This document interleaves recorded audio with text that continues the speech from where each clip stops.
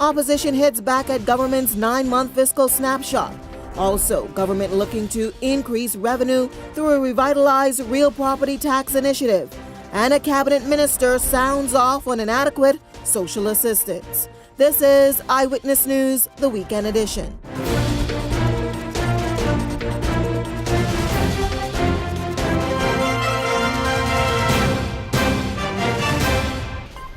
Eyewitness News brought to you by Flow Evo, powered by BTC. Flow Evo is here. Good evening, everyone. I'm Janae Noel Ferguson. Thanks so much for joining us. Topping the weekend edition tonight, the opposition is bashing government's economic policies, saying its latest 9-month fiscal report proves the failure of the administration's strategies. Progressive Liberal Party leader Philip Davis said with less than 2 months left until the end of the fiscal year, it's astonishing, he says, that the government is nearly $400 million short of its projected revenue. Francesca Brown has tonight's top story. It is high time that the government comes clean about the serious mistakes it made. They were wrong to undo many of the revenue-building initiatives that the PLP government left in place. It's the stance the Progressive Liberal Party has taken. No amount of bragging or, quote, funny math will take away from the fact that the government will miss its revenue target by at least $500,000. At the opposition's monthly press conference at PLP headquarters, PLP leader Philip Davis said simple math dictates that in order for the government to meet its target, it must reduce overall expenditure to the detriment of Bahamians.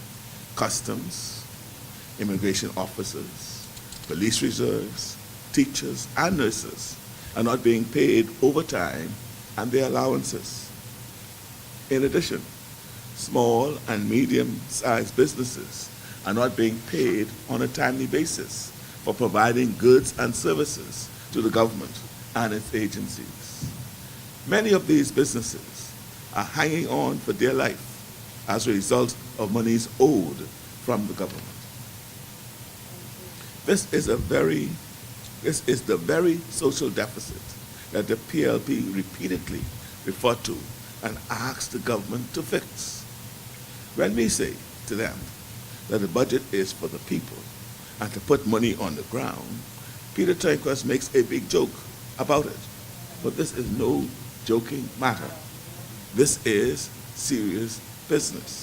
Davis questioned how the deficit could be going down when the government is still $1 billion away from its revenue target. In the face of this massive shortfall, how will the government make this up? Will there be new taxes? Also, on the revenue front, will the government confirm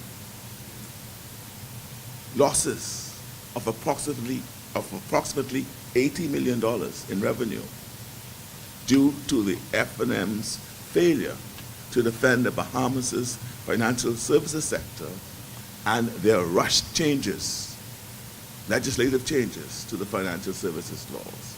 Will they confirm that? $80 million losses in revenue?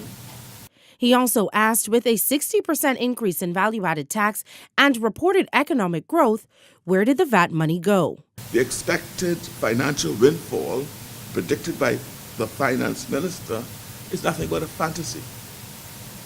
It must be recalled that in their complete ignorance, it was the F&M, now the government, who asked where was the VAT money. With such a large gap between actual collections against the budgeted target, what has the government to say today about their stewardship? What they have to say about where is the VAT money? The 9-month consolidated fiscal snapshot and report on the government's performance, which was prepared by the Ministry of Finance and released last week, revealed that despite government revenue being up 15% in the first 9 months of the fiscal year, the government would have to collect over $960 million from April through June to meet its revenue target. Francesca Brown, Eyewitness News. Meanwhile, the Department of Inland Revenue is pressing ahead with its massive real property tax modernization project that is expected to immediately update the real property register and eventually upgrade the entire assessment process that is outdated land register, according to Deputy Prime Minister Peter Turnquest. He spoke with Eyewitness News on the issue, and he says that the cost of the project, inclusive of the engagement of Bahamian staff during the 18-month exercise, is $7.2 million. The target is to add to an estimated $21 million in revenue annually, with an expected increase in real property tax rollout by 30%. We anticipate that we will be able to, just by including properties that have not been registered before, increase our property tax roll by as much as 30%. And obviously our tax yields as a result of that. So this is a massive undertaking. We want to be complete, so we're going to be starting in a methodical way to ensure that we take account of all properties, even undeveloped properties, so we have a complete inventory of all of the properties on New Providence in the first instance. We anticipate rolling this project out into the Family Islands once we're done with New Providence, and hopefully we'll have all this done within the next two and a half years. Meantime, President of the Bahamas Public Services Union, Kimsley Ferguson, addressing the recent fraction within the union as employees from BAIC severed ties with the union several weeks ago, claiming that they were not getting true representation. Well, in response, Ferguson said that the union is unable to address concerns that they have not been made aware of. Each industrial agreement actually addresses the concerns of that grouping of persons. What we would have made an effort to do is to include the workers from the various entities to assist in crafting, also to assist in the representation in those particular corporations, authorities, and committees and boards and so forth. And so if there is some deficiency somewhere, it's simply because persons are not being forthcoming with the concerns. And so the union is unable to address concerns that we are unaware of. Now, Ferguson added that the union is looking to finalize a number of industrial agreements, ensuring that workers get the maximum benefit.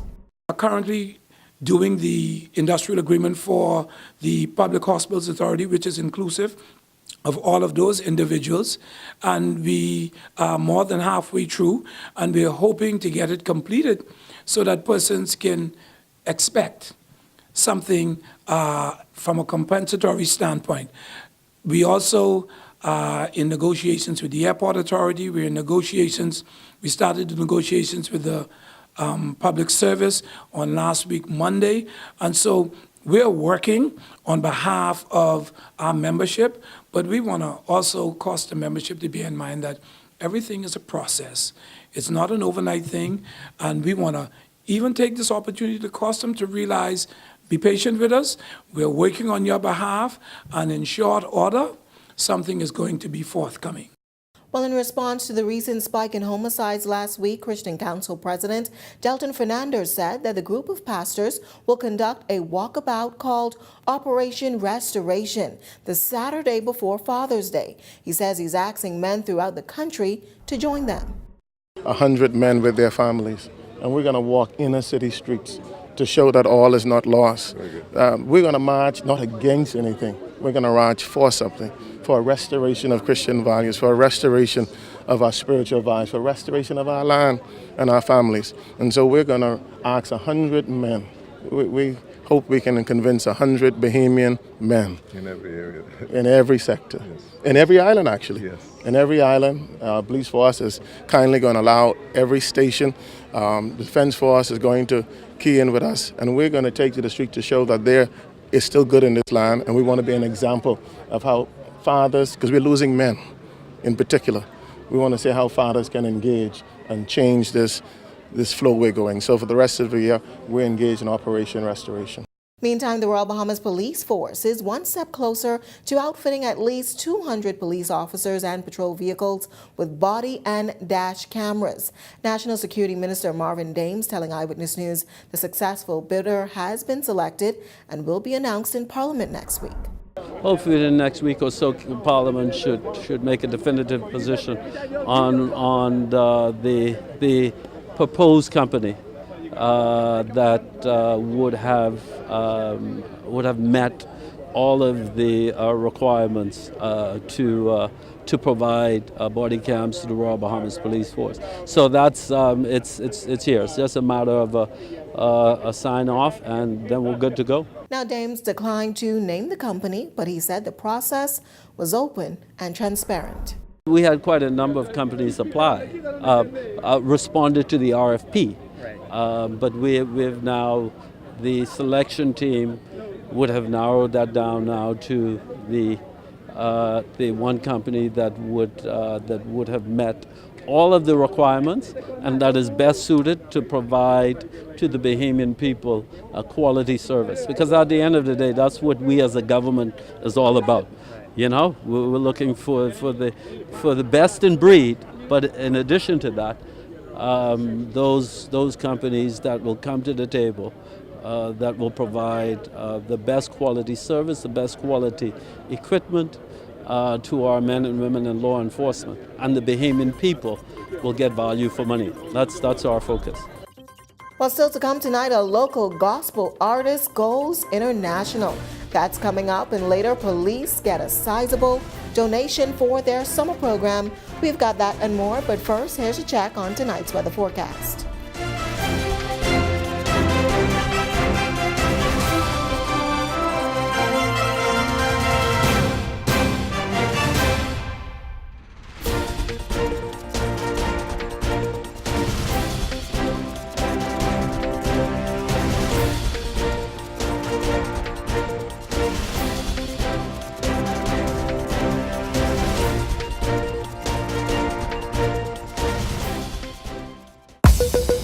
They say time flies when you're having fun, but can you believe it's been 1 year since Eyewitness News made its debut? We're the new news standard, and to show our appreciation for your support, we're having a week-long celebration. We'll highlight some of the best moments in news since 2018. We take the fun to the streets of the capital on Saturday at 11 a.m. with an exciting float parade. Come out to see the country's top news reporters as we spread the love. And then join us at R.M. Bailey Park, where the float parade will culminate at 2 p.m.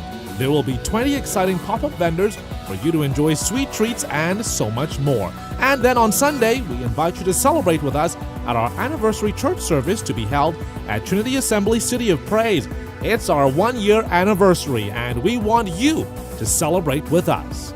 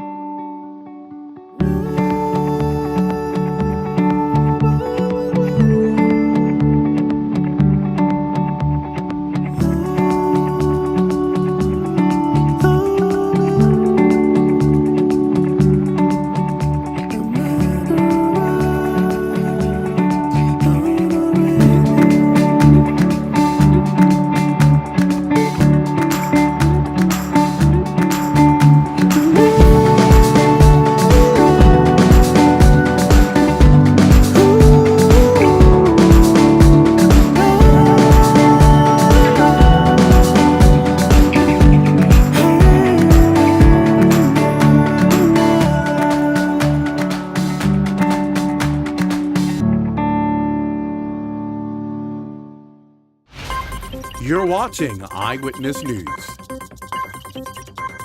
Welcome back. Well, the Bahamas Baptist Union of Churches, along with delegates from Long Island, Exuma, and New Providence, will host their 127th annual session starting this Wednesday at Salem Union Baptist Church under the theme, The Centrality of Christ in Advancing the Kingdom. Bahamas Baptist Union of Churches Superintendent Reverend Wilton McKenzie telling Eyewitness News that this year's theme underscores the importance of not construing the doctrines of Christ with human philosophies.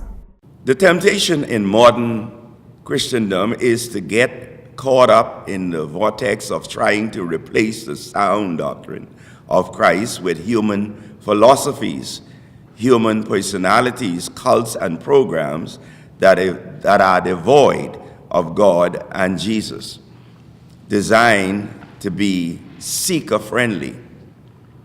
It is the belief of this association that Christ is central to our salvation, and without him, our lives cannot be eternally changed. We believe that when Christ is lifted up in our life living, he will draw the lost to himself. Well, with this Christian crusade taking place for more than 100 years, Bahamas Baptist Union of Churches Assistant Superintendent Reverend Huta Roll also explained that their organization will strive to create new avenues of drawing people to their sessions. In this new age of technology and the explosion of what I call education in our society, it is going to take a different approach. It's going to take a different standard.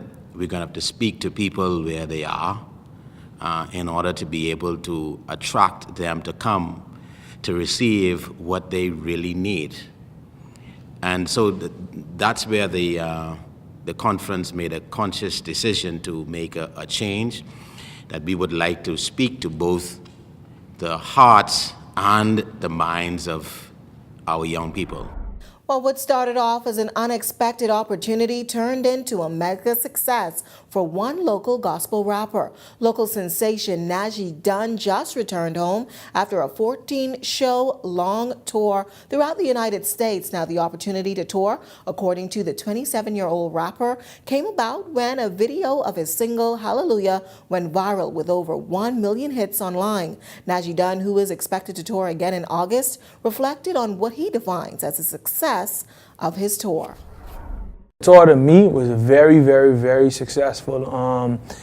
Not just successful in the state of me, jamming with music and people feeling my vibe, but the whole thing is I was able to let my light shine. That's my whole slogan. Be the light, let your light shine. Most who know me, they know I'm Najee Dunn, but also they know me as an evangelist. It was a change of scenery, but to me, as long as people got the message and people say, yo man, I was feeling that, I love that, tell me more about the thing you was rapping about, tell me more about the person you was rapping about, I count that as success. Now, Najee Dunn also shared with Eyewitness News what propelled his music career in the gospel genre. When I was born, I was born on the 6th month, which means I was premature. I was in the hospital for the first 3.5 years of my entire life. I was fed through a tube. My esophagus wasn't connected, and all I heard growing up was, it was just because of the prayers. It was just because of God, and I truly believed that. And when I found out I had the gift to rap, a gift to use my music ability in the same throat or the same thing that the devil was trying to stop, so you know what, let me just use it for God. Let me use it to glorify him, because it was a reason. It was a reason he was trying to stop that. So I realized I had a purpose that was bigger than me. Asa H. Pritchard Limited has donated thousands of their Florida-made drinks to the Royal Bahamas Police Force Youth Summer Camp this year. The camp, which starts from June 24th to August 2nd, caters to over 4,000 children around the Bahamas. Now, the camp is broken up into 27 groups. According to Superintendent of Police Shanta Knowles, the donation will go a long way. Each division is responsible for hosting those activities, but we also ensure that we have meaningful conversation with the children, talks about bullying, peer pressure, drugs, gang violence, good touch, bad touch, those kinds of things, educational things for the children to learn, to keep them safe during the summer holiday. President of Asa H. Pritchard also attended that press conference and explained the significance of this donation. I think these initiatives are very important, especially when it gets the kids interacting with the police on a good level. I think if you can get them early at that stage, it's most beneficial for the kids, and hopefully steers them in the right direction and keeps them going down that path. Well, Eyewitness News begins its first anniversary celebrations this week. The journey began last year with a vision that soon became a reality: to bring to you, our viewers, an award-winning product second to none. A part of that was bringing you the news immediately as it happened, from every crime scene to press conference. We've put the news at your fingertips with a little help from Facebook's Go Live feature. Take a look. A tragic day, obviously, for labor movement, as 4 women are dead tonight and 21 others injured. Good evening, everyone. I'm Candino Knowles. Thanks for joining us. Off the top tonight, thousands united today to march in solidarity against proposed tax hikes and government's upcoming fiscal budget. A daylight brazen shooting leaves a senior officer and aide to the Governor General, Her Excellency Dame Margaret Pinling, dead tonight while in the area off Dolphin Drive. Doctors are on strike, effective immediately. Before you tuned in on your television sets or mobile phones at 7 and 10 p.m. nightly, Eyewitness News broke the boundaries, taking you to the scene when it happened, as it happened. It was a new phenomenon in news in the country. And we can tell you that this scene is very active, as there are a significant amount of police here because they believe that the perpetrator, the assailant, may still be in the area. But as with every first, we were not sure how the public would respond. Would they think it was too sensational, too personal? Were we being too extra? We dared to try. This double homicide comes on the heels of a homicide just off of Carmichael Road on Tuesday afternoon. Police are investigating the stabbing death of a man who was walking on Dominica Way on Tuesday afternoon. Just a little 24 hours after that incident, police are now investigating a double homicide here on Potterskey Dock, just steps away from where officers would have been investigating a murder incident earlier this year. And the public responded positively as the numbers continued to climb from 100 viewers, many times over 2,000. The likes and shares too numerous to count. From major murder scenes to high-profile court cases, traffic fatalities, fires, and even an ongoing criminal investigation, Eyewitness News was everywhere. The more we pushed, the more the public demanded. It became an interactive tool allowing viewers to tap into the life of a journalist like never before. If you're just joining us, Eyewitness News is on the scene of the country's latest shooting incident, which claimed the lives of 2 adult males. The victims are believed to be Timothy Ash and Valentino Cox. This is the second shooting incident in less than 12 hours. Last night, 2 men were shot and killed on Potterskey Dock. And with 1 year under its belt, Eyewitness News had set the new standard in news, capitalizing on social media and pushing the bar. Happy anniversary. Well, coming up in tonight's Sunday feature, it's Mother's Day, but many don't have their mothers in their lives to celebrate. We have one young woman's personal story. We'll tell you all about it coming up in our Sunday feature tonight. Well, that wraps up news, but first, Randy Smith is off the top with the latest this weekend. Good evening, Randy. Janaea, 2 Bahamian collegiate track and field athletes scored awards for their performance this year. We have more on them coming up in Eyewitness Sports.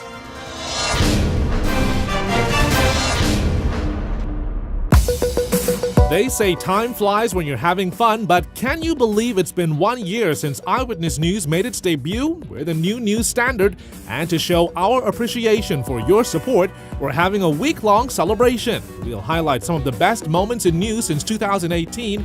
We take the fun to the streets of the capital on Saturday at 11 a.m. with an exciting float parade. Come out to see the country's top news reporters as we spread the love. And then join us at R.M. Bailey Park, where the float parade will culminate at 2 p.m.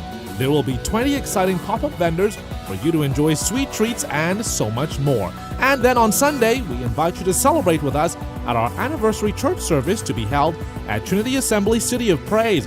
It's our 1-year anniversary, and we want you to celebrate with us.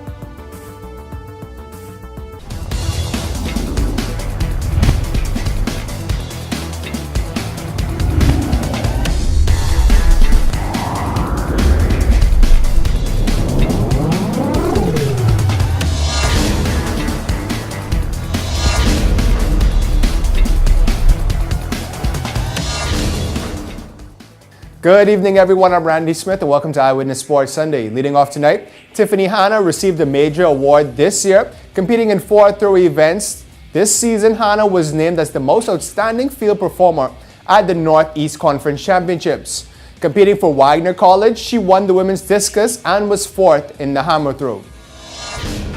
And although this year's event has yet to pass, the Battle for Atlantis tournament announced its 2020 field that will be competing, and it's loaded with top-tier teams. Some of the teams that will be competing include Duke, Utah, Ohio State, and Texas A&M.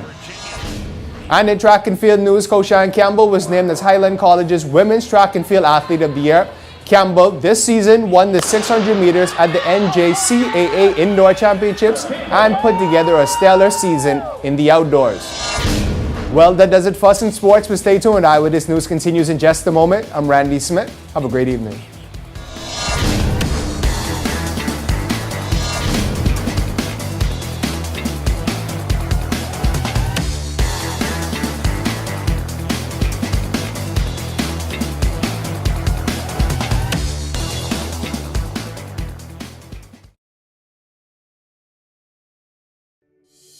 Hello, I'm Gershon Major, CEO of the Bahamas Gaming Operators Association. Are you or a loved one suffering from a gambling addiction?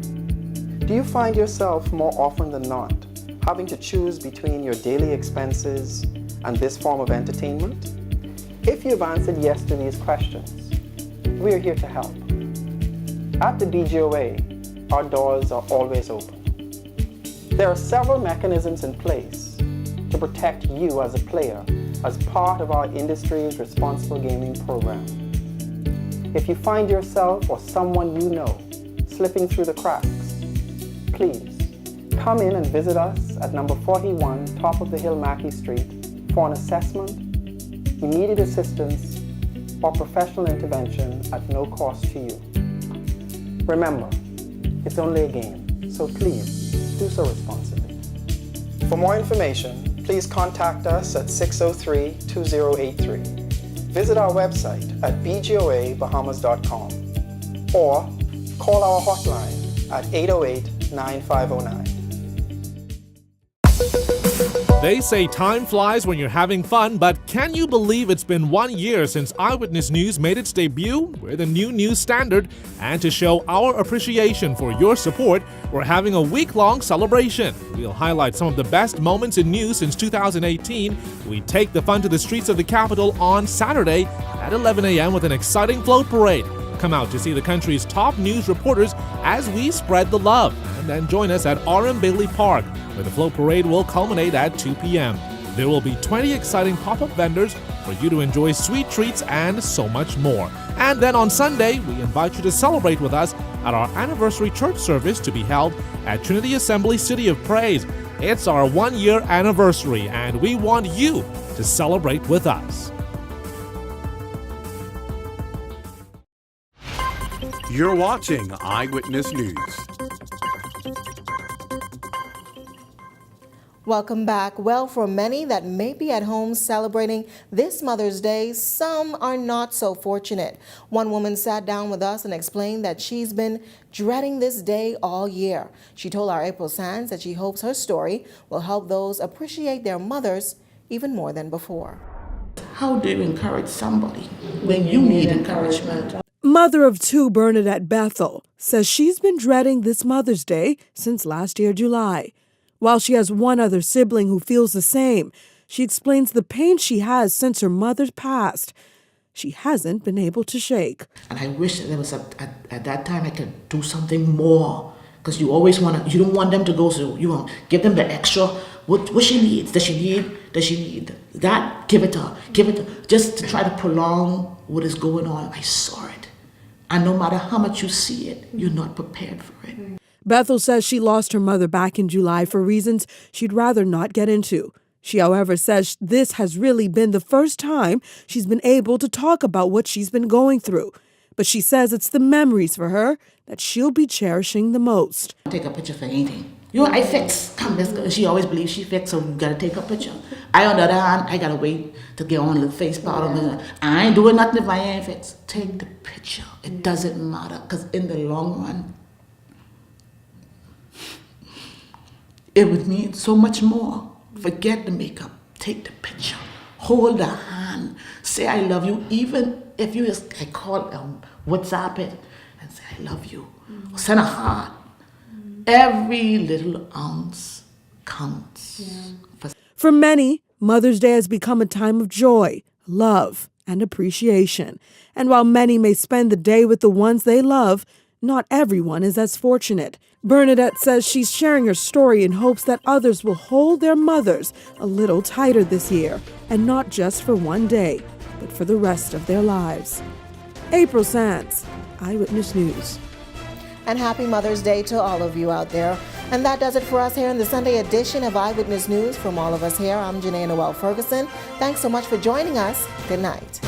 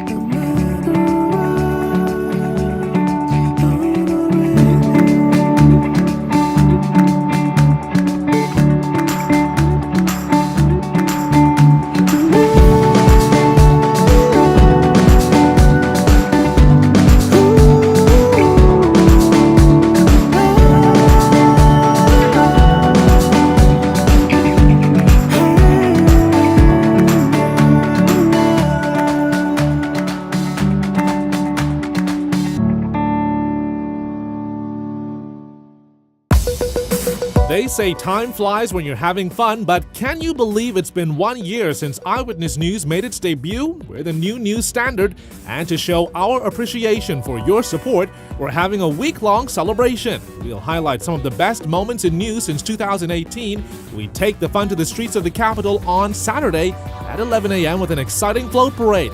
Come out to see the country's top news reporters as we spread the love. And then join us at R.M. Bailey Park, where the float parade will culminate at 2 p.m.